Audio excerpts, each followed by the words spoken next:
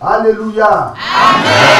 Frères et sœurs, que la grâce et la paix vous soient données de la part de celui qui est, qui était et qui vient, le Tout-Puissant, de la part de Jésus-Christ, le témoin fidèle, le premier-né des morts et le prince des rois de la terre. Amen. Amen.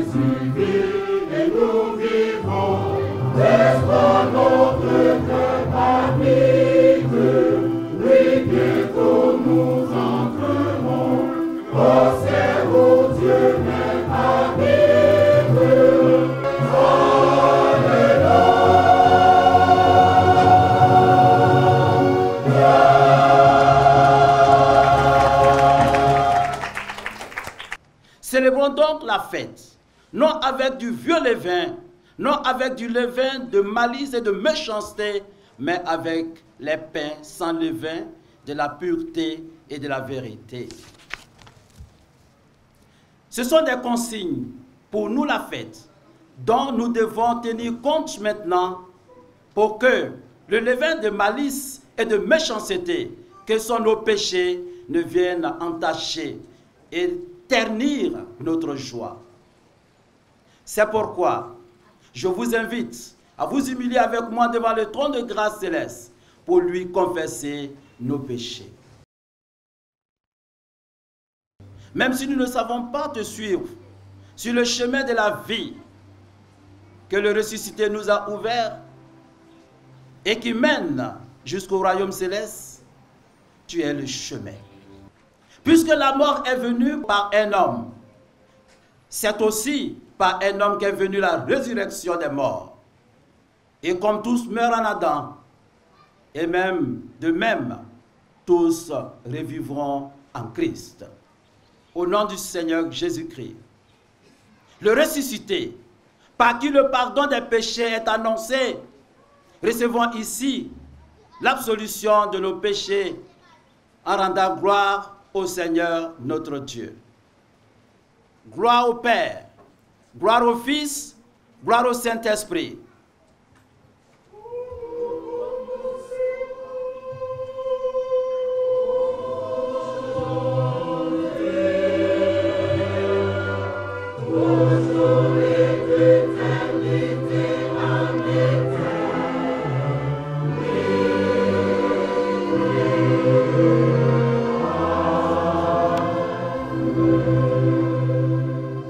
Peuple de Dieu, louez le Seigneur.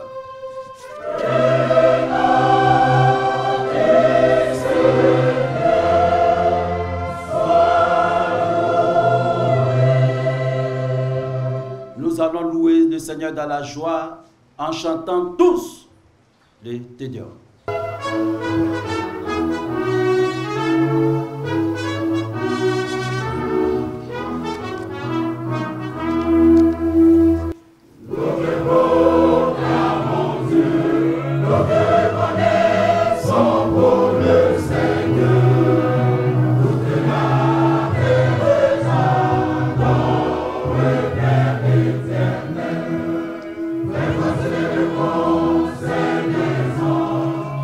Seigneur,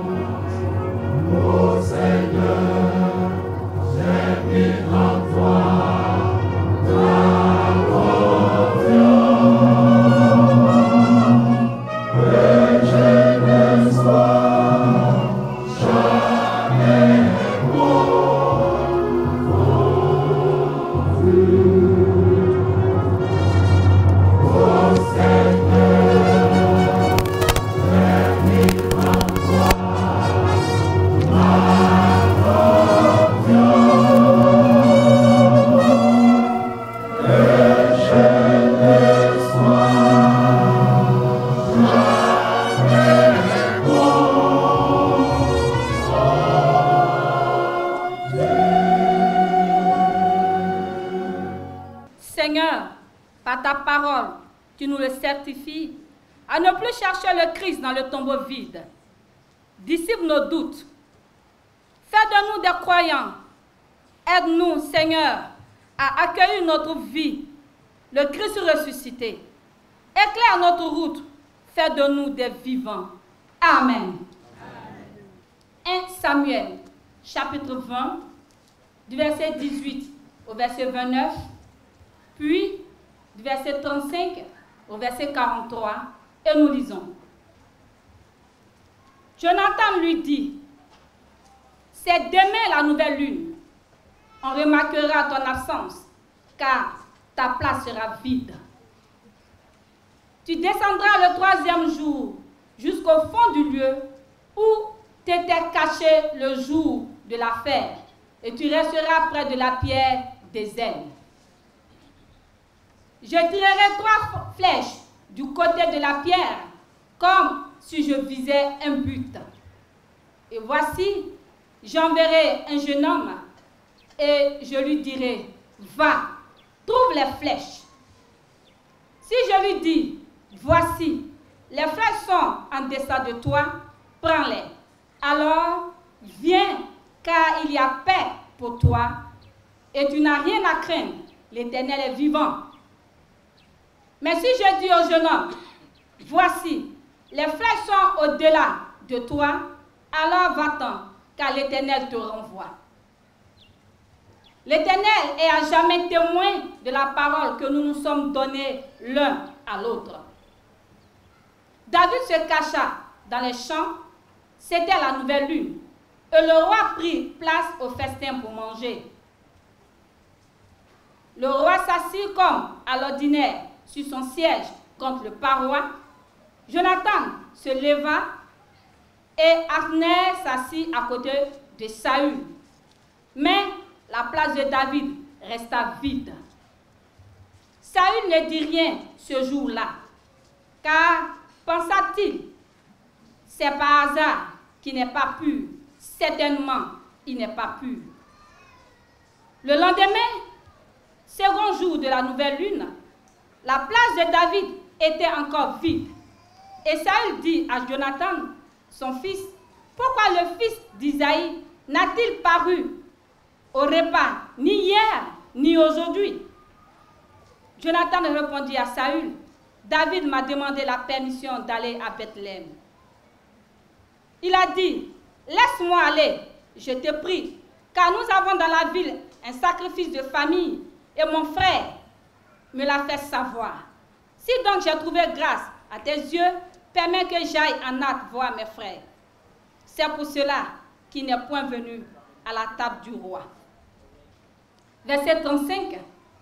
Le lendemain matin, Jonathan alla dans les champs au lieu convenu avec David et il était accompagné d'un petit garçon.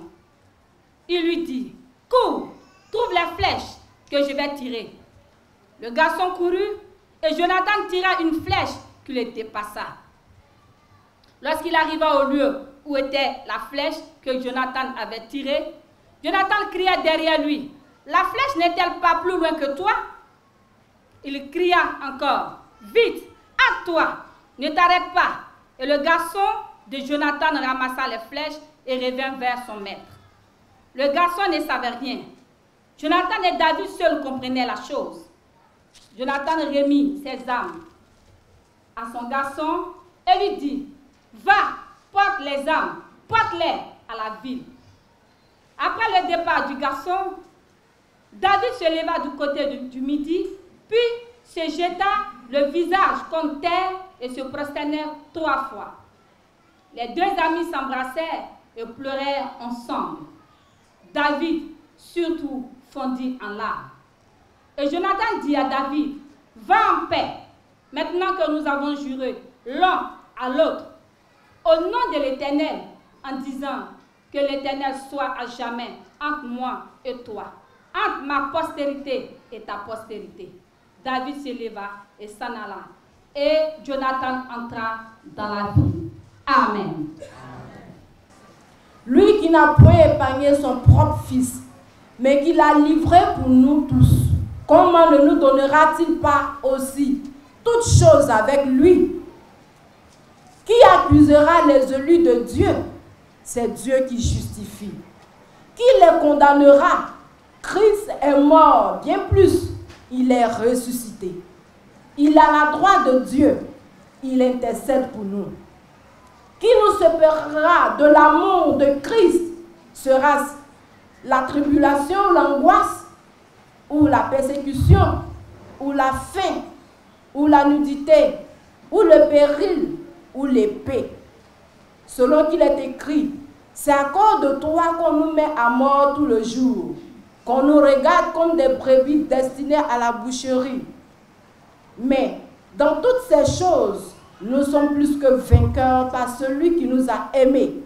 Car j'ai l'assurance que ni la mort, ni la vie, ni les anges, ni les dominations, ni les choses présentes, ni les choses à venir, ni la puissance, ni la hauteur, ni la profondeur, ni aucune autre créature ne pourra nous séparer de l'amour de Dieu manifesté en Jésus-Christ, notre Seigneur. Amen.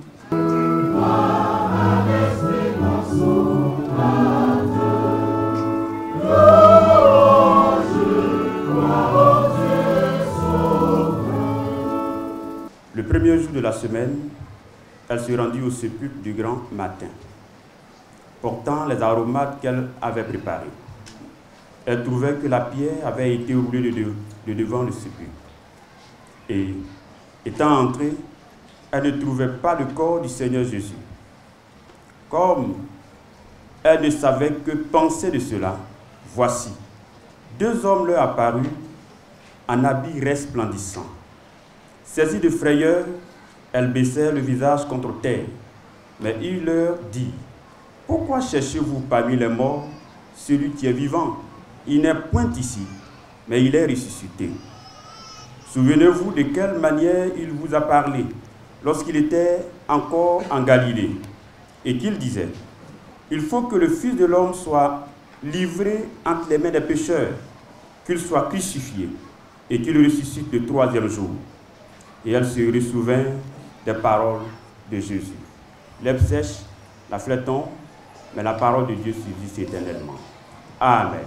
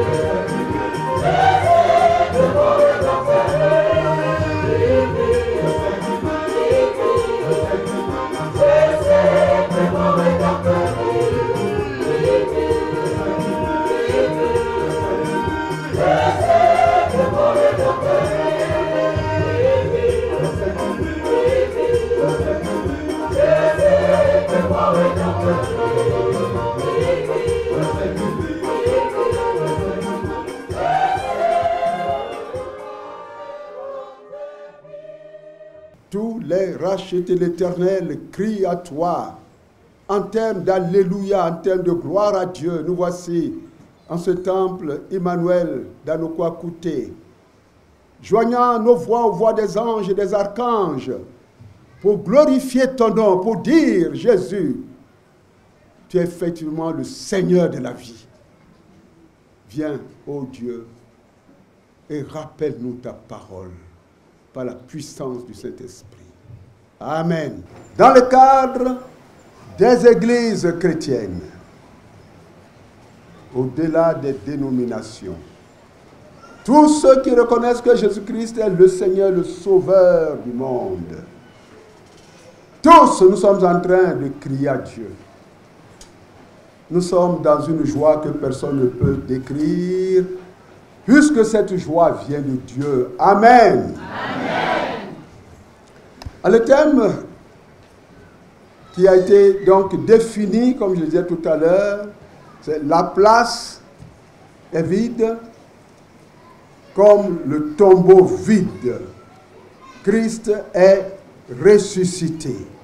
Souvenez-vous de quelle manière il vous a parlé lorsqu'il était encore en Galilée.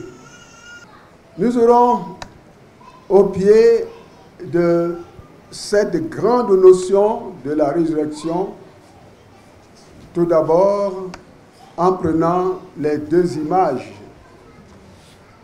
L'image de la place qui est vide, cela nous l'avons dans 1 Samuel 20,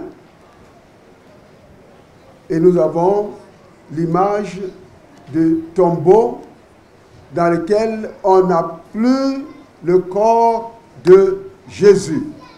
Je vais représenter cela, une image tout à l'heure. Ça, c'est le premier point. Ensuite, nous verrons ce point, le salut de l'homme. Le salut de l'homme. La part de Dieu, la part de l'homme. Et nous verrons, pour terminer, et ça comme illustration, nous verrons le cas de l'apôtre Paul, c'est-à-dire comment il a répondu à l'amour de Dieu. C'est l'histoire du roi Saül avec Jonathan et le petit David. De quoi est-il question? Vous savez que Saül, c'est le premier roi d'Israël. Malheureusement, Saül va mal agir envers l'Éternel. Dieu a dit, quand vous aurez vaincu les Amalécites, ne prenez rien. Vous dévouez tout par interdit. Mais ici, la chair est très forte. Il voit tout ce qu'il y a. Je vais parler de Saül. Et Saül, eh bien, autorise, je vais même dire ordonne, que l'on prenne tout le butin. Quand Dieu lui dit, mais ce bêlement-là, ces cris d'animaux que j'entends, voyez, il fait l'innocent, il fait l'innocent. Et puis il y a d'autres choses qu'il va commettre comme péché. Cela va irriter Dieu. Décision de Dieu. Saül, tu ne vas plus continuer à guider mon peuple. Et c'est alors que Dieu va envoyer le prophète Samuel vers Isaïe, le père de David, et David sera oint. Mais avant cela, avant que David ne soit oint, il y a une grande guerre entre Israël et le peuple qui l'a toujours embêté, le peuple des Philistins.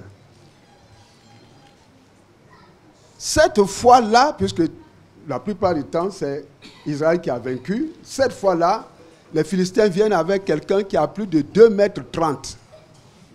Donc il faut élever cette porte pour qu'il puisse entrer. Donc un colosse. Ça fait partie des géants qu'on avait à l'époque. Le géant va, n'est-ce pas, de la droite vers la gauche vers la droite, tous les jours insultant le peuple d'Israël. Mais vous êtes des femmes, vous n'avez personne, qui êtes-vous, etc. Et il leur dit des insanités, tout ce qu'on ne peut pas dire à un peuple souverain. qu'est-ce qu'on peut faire? Celui qui vient se lever, quand il voit cette montagne, voyez.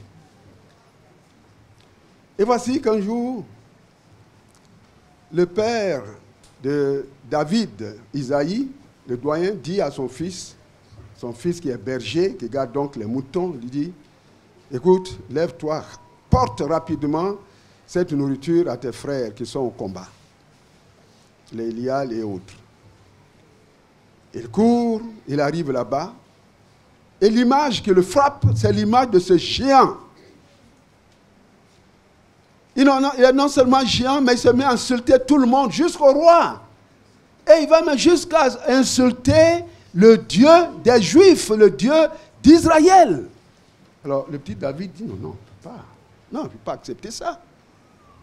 Il dit à son frère, mais est-ce qu'on ne peut pas l'affronter celui-là?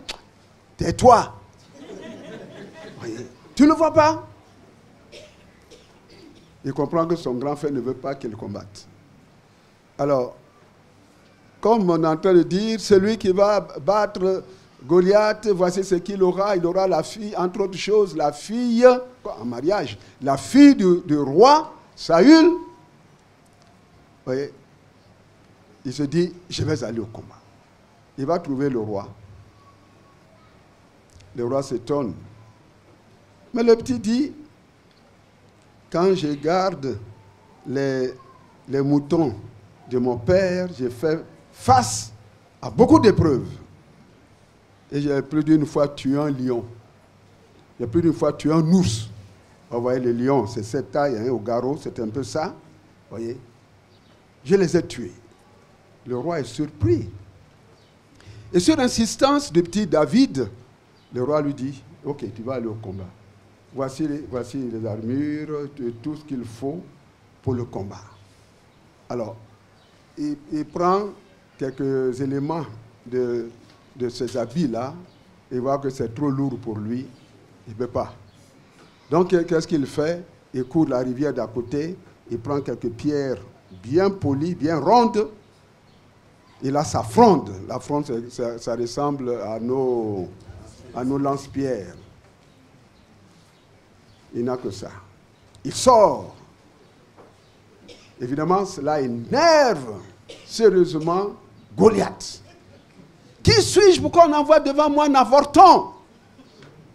Oh, l'avorton, c'est le fœtus. Il se met encore à insulter Israël, à insulter Dieu. Et le petit David dit, tu viens à moi bien armé et tu insultes Israël, son roi, son Dieu, le Dieu d'Israël. Mais moi, je viens contre toi au nom de l'Éternel des armées, le Dieu d'Israël. Ceci dit, il prend une des pierres bien polies, met dans sa fronde. C'est tellement en faisant ça, il disait, Seigneur, c'est en ton nom. Intérieurement, il prie, Seigneur, comme tu le vois, je ne vois absolument rien devant ce géant, devant cette montagne, mais c'est en ton nom. Donc, il fait ça, il fait ça, il fait ça. Il envoie la pierre, et c'est tout juste au front du géant. La petite pierre abat le géant. C'est tellement qu'il a hésité en disant, oh, ça, ce n'est rien, ça. Il sort donc son couteau et il tranche la tête. Ça doit être un coup comme ça, un gros coup. Il tranche la tête du géant Goliath. Gloire à Dieu. Amen. Et il porte ça au roi. Puisque tout le monde a fui, la place est donc vide. Le problème, c'est lequel? Les femmes d'Israël vont entonner un cantique. Saül a tué 1000, David 10 000. Vous voyez? Saül a tué 1000, petit David 10 000. Le roi entend ça. Ah bon? Ce petit-là.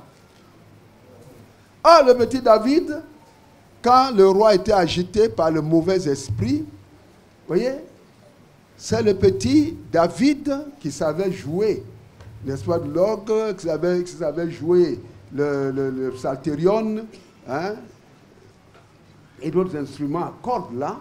C'est lui qui venait jouer et ça calmait. Donc les démons fuyaient, ça calmait le roi. Le roi le connaît bien. Mais le roi pense à son trône. Il me fait du bien, mais mon trône risque de partir. Décision, il faut qu'il meure. À une fête de nouvelle lune, donc chaque mois, le roi, comme d'habitude, eh bien, invite tout le monde à sa table. Ici, à sa droite, il y a tout. Non, à sa droite, oui, c'est ici. À sa droite, il y a Abner, le chef guerrier, etc., etc. Il y a à sa gauche ici, immédiatement, il y a son fils Jonathan. Jonathan, c'est comme ça se passe. Malheureusement, ce jour-là, donc le premier jour, il ne voit pas, il constate qu'il y a une place qui est vide. Qui est vide. La place de qui? De David. Ça ne lui dit rien. Il dit, oh, c'est un petit garçon, ils sont des petits voyous. Bon, il laisse passer. Le deuxième jour, tout le monde est à la place. On ne voit pas David, la place est vide. Alors il dit à Jonathan, qu'est-ce qui se passe? Qu'est-ce qui se passe? Il dit, non papa, ne t'énerve pas. David m'a dit qu'il veut aller chez lui pour la purification, puisque là-bas, quand tu as péché et tout ça, il y a des moments, tu peux prendre une semaine, 2 semaines, etc. Il m'a donc demandé la permission, donc l'autorisation de s'absenter pour la purification. Donc, la manière dont il parlait de David va énerver le roi. Le roi sait que les deux s'aiment bien. Le roi dit, imbécile, tu ne vaux rien, toi. Tu ne sais pas que ce petit-là, c'est lui qui prendra ta place demain. Tu ne sais pas cela? Vous voyez? Et il prend sa lance, il lui montre ça. Vous voyez? C'est quand il mange comme ça, la lance est à côté. Il lui montre la lance. Signe d'hostilité. Pour montrer quoi? Que si David avait été là, il aurait tué. Mais son ami Jonathan, le fils de Saül, le fils du roi, donc le fils qui doit lui succéder au trône, à cause de l'amour qu'il a pour le petit David, il a écouté David, c'est David qui dit, depuis un certain temps, l'attitude de ton père envers moi n'est pas ce que cela devait être. Donc je n'irai pas à ce repas. Alors ils vont mettre un stratagème, donc un plan en place. Vous voyez, tu vois, quand je vais lancer une flèche, je dirai à un jeune homme, cours, va chercher, etc. Voilà. Si je lance à telle distance, il n'y a pas de problème, tu sors et tu viens au palais. Mais si ça va plus loin, c'est qu'il y a la mort à la maison. Tu ne viens pas. Voilà ce qu'ils ont mis en place comme plan. Donc, David n'est pas venu. La place est vide. Je vais expliquer les deux. Et l'autre côté, vous avez ici les montagnes, etc., avec les arbres, les montagnes, avec les arbres, etc., tout ça. Et vous avez là que Joseph d'Arimathée a préparé. Vous savez, quand Jésus-Christ est mort, nous sommes dans l'Évangile, quand Jésus-Christ a rendu l'âme, vous voyez, la croix de Golgotha, l'an 33 de l'ère chrétienne, Joseph d'Arimathée, qui lui aussi croyait en Jésus, mais avait peur, il ne peut rien dire, on a des convictions, on se dit, si je parle, on va me tuer. Bon, donc même si on dit Jésus est imbécile, lui il n'a pas dit, mais fait la tête un peu comme ça. Bon. Alors quand Jésus est mort, non, il ne peut pas accepter que le Fils de Dieu reste là. Non? Il va donc faire une démarche auprès du gouverneur, Ponce Pilate, pour dire qu'on me donne la dépouille mortelle, donc on nous donne le corps. Et on signale même que Nicodème, lui aussi, à qui Jésus-Christ a prêché l'évangile dans Jean 3, Nicodème aussi va venir avec des flacons, des bouteilles. Et bien donc, Joseph d'Arimathée a une tombe creusée dans laquelle on n'a pas encore mis de corps. Et on enterre Jésus là. Vous voyez, c'est le tout ici. On enterre Jésus là. Mais voici que lorsque les femmes, le premier jour de la semaine, vous voyez, c'est-à-dire après que le sabbat, qui est célébré un samedi, après que le sabbat fut passé, les femmes viennent au tombeau pour embaumer, puisque pour elles n'ont pas eu le temps d'embaumer le corps de Jésus. Elles viennent donc au tombeau, elles courent au tombeau. Elles s'abaissent, là, elles entrent et s'abaissent. La place est vide. Elles s'étonnent. Et voici que deux anges, il s'agit des anges, deux anges apparaissent et confirment cela, donc en disant, que cherchez-vous? Il n'est point ici. Il n'est point ici. Il est ressuscité, comme il vous l'a dit en Galilée. En Galilée. Eh bien, nous remarquons donc ces deux images mises l'une à côté de l'autre. Nous remarquons, n'est-ce pas, que cette place-là, c'est la place de la mort. Ici, la place de la mort. Là, la place de la mort. Vous voyez, les deux places sont vides. Les deux places sont vides. C'est extrêmement important. Pourquoi cherchez-vous parmi les morts celui qui est vivant? Et c'est ce que nous allons voir maintenant. Là-bas, parmi les principaux sacrificateurs, un seul, celui qui est de service cette année-là, il s'en va avec un bol de sang, le sang d'animal, le sang du bœuf ou le sang du mouton. Il s'en va, il parle, il prie pour le peuple, et puis à un moment donné, il asperge le peuple de sang. Vous voyez, en disant, Dieu vous pardonne, Yahweh vous pardonne, Yahweh vous pardonne. Ça s'appelle le lieu très saint. Donc, entre ce lieu très saint et le lieu saint, il y a un gros pagne. Vous voyez? Une grande toile. Et à l'heure où Jésus-Christ a rendu l'âme, qu'est-ce qui s'est passé au temple? Eh bien, ça s'est déchiré. Ça veut dire quoi? Vous voyez? Dans la Bible, il y a tellement de symboles. Ça veut dire tout simplement que désormais, pour aller chez Dieu, à cause de ce que Jésus-Christ a fait, je n'ai plus besoin de dire, pasteur, faut prier pour moi, parce que moi je n'ai pas prié. Prie pour moi, c'est toi qui es saint. C'est toi qui...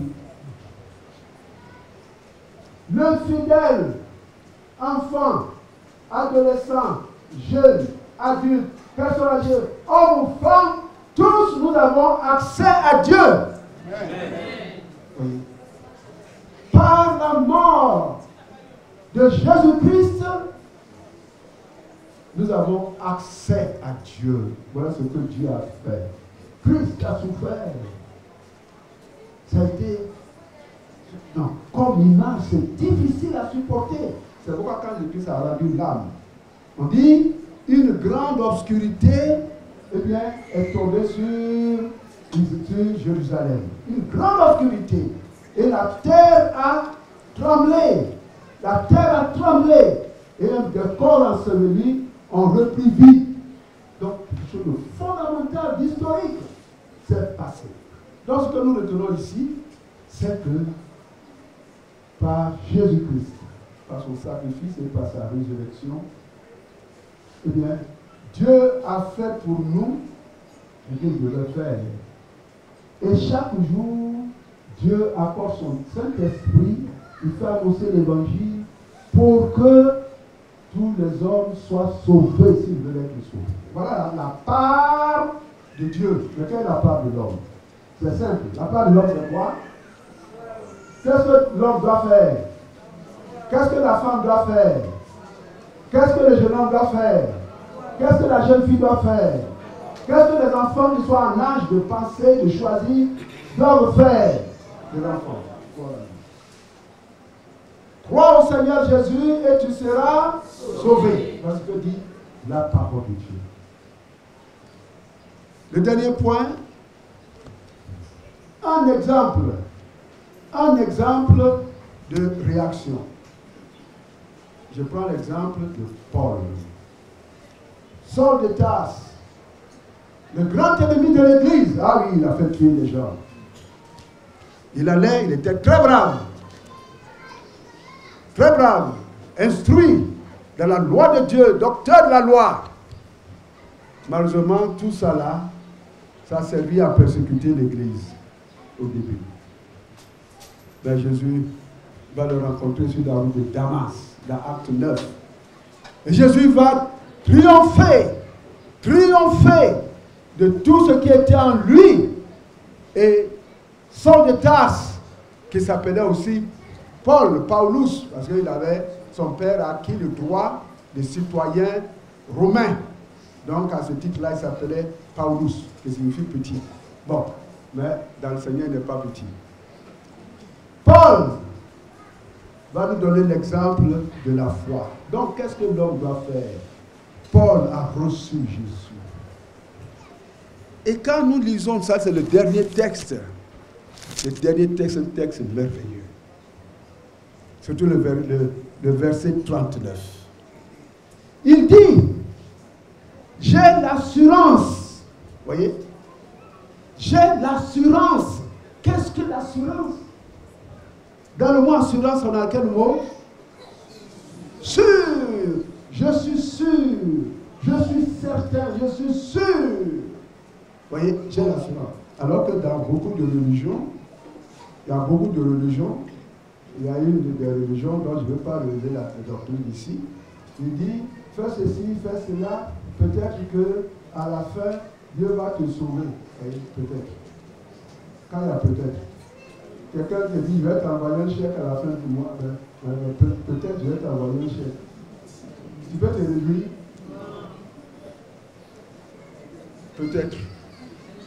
Il y a beaucoup de religions, peut-être, dans ce monde. Paul dit, j'ai l'assurance que ni la mort, ni les choses présentes, ni les choses à venir, ni la hauteur, ni la profondeur, ni aucune autre créature ne peut me séparer de l'amour que Dieu a pour nous en Jésus-Christ le Seigneur. Amen. Voilà la foi. Voilà la foi. Voilà la foi. Quand quelqu'un dit ni la hauteur, ni la profondeur, tout ce qui est en haut là, c'est sous la seigneurie de Jésus. Amen. Tout ce qui est en bas là, c'est sous la seigneurie de Jésus. En qui il doit croire. Alors pourquoi, frères et sœurs, pourquoi il y en a parmi nous qui vont ici, qui vont là? Tu viens à l'église, gloire à Dieu, tu cries même plus que les autres. Oui. Et puis tu as ça en bas. Beaucoup de gens viennent à l'église, ils ont des barres. Beaucoup de barres. Un jour, dans la région ici, au temple, j'ai prêché sur la foi, quelque chose comme ça. Et puis j'ai dit, je vais me tenir à la porte. Tous ceux qui vont venir, je vais fouiller, je vais voir vos mains. Je vais voir vos doigts. Hey, il y en a qui ne sont pas sortis par ici. Vous voyez ça? C'est terrible. Comment voulons-nous que notre vie reçoive la puissance du Saint-Esprit? puissance de Dieu. Il y a des gens qui disent, je suis dans l'étude depuis combien de temps? Je vois quoi même? Je gagne quoi même? C'est que tu veux gagner. Toi, tu veux voir la puissance de Dieu. Quand tu es ici, tu regardes. Tu es en haut, tu es en bas. Tu ne veux pas être à la fois en haut et en bas. Tu ne veux pas être à la fois à gauche et à droite. Attention! J'ai l'assurance que ni la mort, ni la vie, ni les anges, ni les dominations, ni les puissances, ni les choses présentes, ni les choses à venir, ni aucune autre créature ne peut me séparer de l'amour que Dieu a pour moi en Jésus-Christ. Voilà. Donc, en ce jour de Pâques, Dieu nous dit, je vous ai sauvé en Jésus-Christ. Ma mère est sur vous. Le Saint-Esprit est là. Et n'oublions pas ce que Jésus a dit dans Matthieu 28 et 20, à la fin. Et voici, disons-le ensemble, je suis avec vous tous les jours jusqu'à la fin du monde. Quelqu'un qui vous dit, je suis avec toi tous les jours jusqu'à la fin du monde. Ça ne veut pas exister là, sur la terre, c'est impossible. Même sa femme peut être là-bas, pendant que moi je suis ici. Même l'enfant, mon enfant peut être là-bas, pendant que moi je suis ici. Même mon pasteur peut être ici, pendant que moi je suis là. Il y a des moments, je suis obligé d'aller au travail. Ça ne peut pas tout. Mais Jésus dit, je suis avec vous. Emmanuel. Et nous sommes dans un temple. Que le Seigneur ressuscite dans notre vie, que nous ressuscitions par une foi solide devant Dieu, devant les hommes. Que nous allions, c'est l'apôtre Paul qui a fait son affirmation, quelqu'un qui était toujours sur la route, qui toujours en train de témoigner. Ma part, c'est de louer Dieu. Ma part, c'est d'aller vers les pauvres, c'est d'annoncer l'évangile et faire jusqu'à la fin. Que Dieu vous bénisse, vous garde, vous soutienne, vous réjouisse.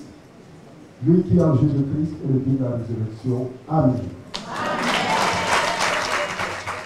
Nous te louons pour la croix de ton Fils, source de bénédiction, et pour son tombeau vide, source de toute espérance. Nous te célébrons pour le secours que tu nous apportes dans l'épreuve, pour ta présence devant la mort et pour tes promesses de résurrection. Nous te remercions pour la paix et la joie que tu nous donnes par la foi, pour ton amour et ta grâce qui nous sont renouvelés chaque jour. À toi, Seigneur, ressuscité, notre Sauveur, gloire et louange pour l'éternité. Amen. Dieu notre Père, nous te louons pour la résurrection de ton Fils Jésus-Christ d'entre les morts. Jésus-Christ est le même hier, aujourd'hui et éternellement. Désormais, au-delà des temps et des âges, au-delà des espaces, il est avec nous. C'est pourquoi nous pouvons déposer devant toi nos soucis, nos questions et nos détresses. Souviens-toi de tous ceux, de toutes celles qui ploient sous des difficultés de tout genre. Soulage les peines et comble-les de joie et de paix. En ce temps de fête, nombreux sont ceux qui sont accablés par le deuil, par la maladie du corps ou de l'esprit, ou qui sont proches de la mort. Seigneur, console et relève le courage de ceux qui faiblissent. Selon ta promesse, change leur tristesse en joie et leur angoisse en paix. Souviens-toi, Seigneur, de tous ceux qui sont privés de secours humains, ceux qui souffrent de l'injustice dans un monde qui les rejette. Toi, le ressuscité, compagnon invisible de tous ceux qui t'aiment, sois leur soutien et leur espoir. Souviens-toi des membres de nos familles, auprès comme au loin. Subviens à leurs besoins et supplée leur affection et leurs attentes de tout genre. Rassure-nous que tu prends soin de nous. Toi qui, par ta résurrection, es devenu le chef béni de l'Église, accorde-lui la grâce de te servir partout avec courage et zèle. Bien-aimés frères et sœurs, élevez vos cœurs. Nous les élevons vers le Seigneur. Rendons grâce au Seigneur notre Dieu. Il est raisonnable et juste de le faire. Il est véritablement raisonnable, juste, et de notre indispensable devoir. Nous te rendons grâce en tout temps et en tout lieu. Toi, qui es le vrai, qui es digne, Dieu vivant et éternel, immortel, Père tout-puissant, créateur de toutes choses, tu n'as pas abandonné ton Fils au tombeau, mais tu l'as ressuscité dans les morts.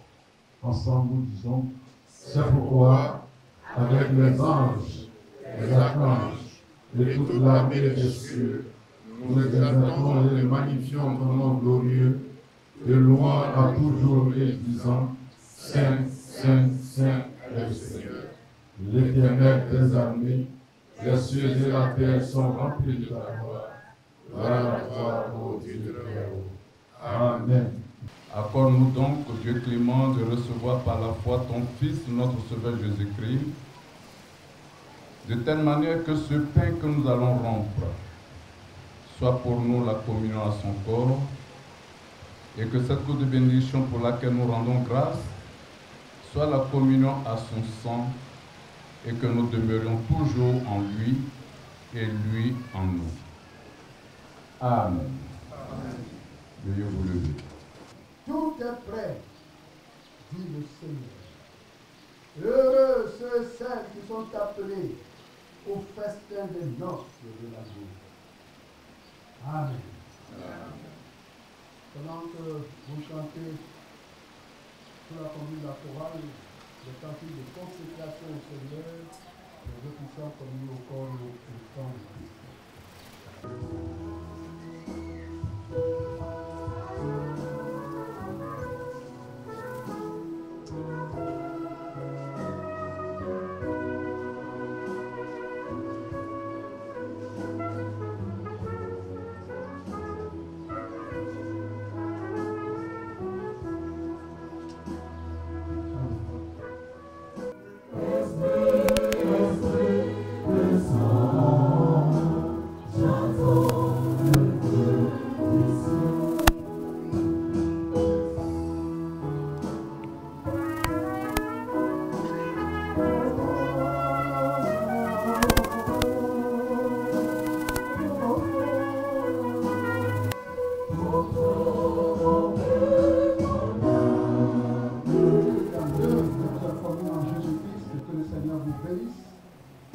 Que sur le chemin de l'évangélisation, le chemin de la descente du peuple de Dieu, le chemin du témoignage, le Seigneur vous donne de vivre la plénitude de sa présence par le Saint-Esprit, au nom de Jésus-Christ. Amen.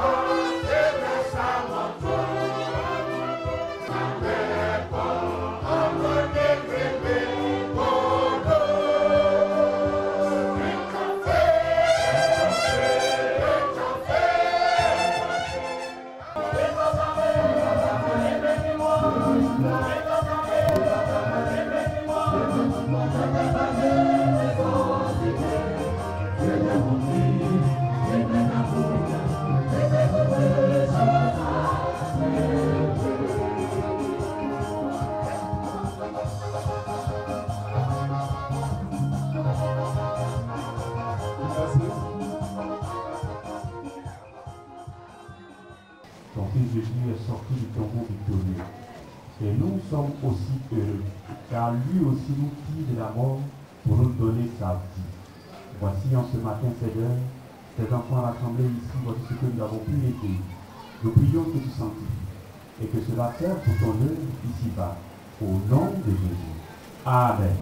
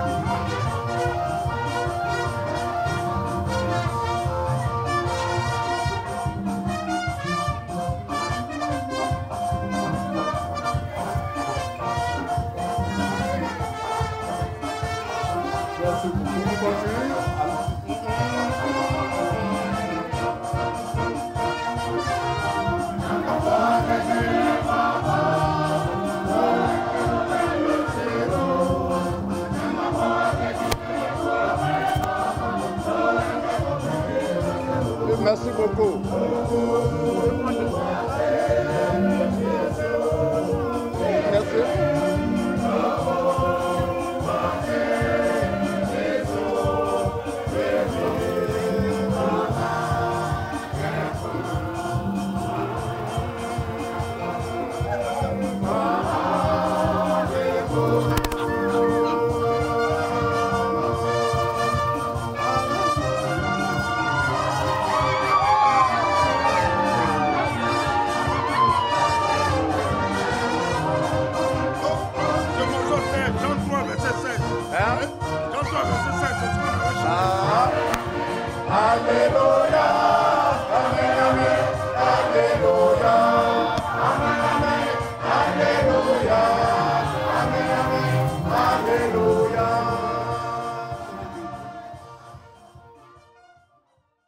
Faire l'effort par le Saint-Esprit de vivre cette résurrection dans notre vie.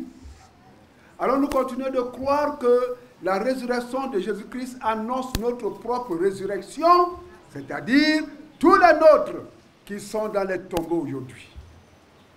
Et dont le départ a suscité beaucoup de chagrin en nous. Nous nous reverrons dans les cieux.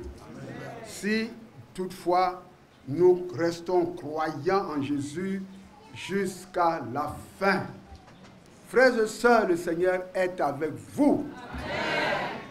Que cette joie qui vous a animé aujourd'hui, que cette joie vous accompagne jusqu'à la fin de votre vie. De Dieu, recevons la bénédiction. Que le Dieu de paix qui a ramené du milieu des morts notre Seigneur Jésus-Christ, devenu par le sang d'une alliance éternelle le grand pasteur des brebis, vous rende capable de toute bonne œuvre pour l'accomplissement de sa volonté, produisant en vous ce qui lui est agréable par Jésus-Christ le ressuscité, à qui soit la gloire, comme au Père et au Saint-Esprit, au siècle des siècles. Frères et sœurs, allez en paix au nom de Jésus. Amen. Amen.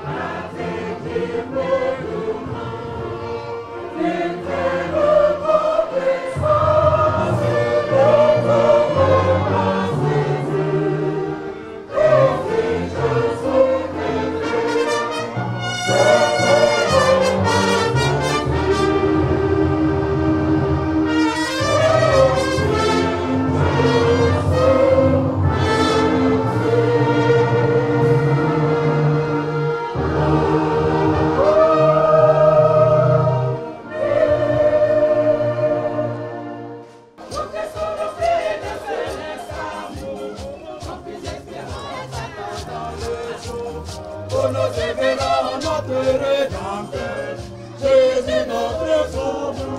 Comment? On va le prendre Alex. On va le prendre ici. Il a déjà dépassé.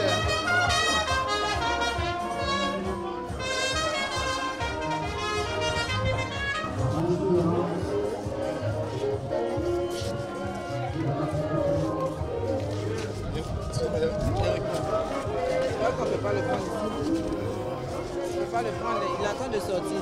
On attend le bishop.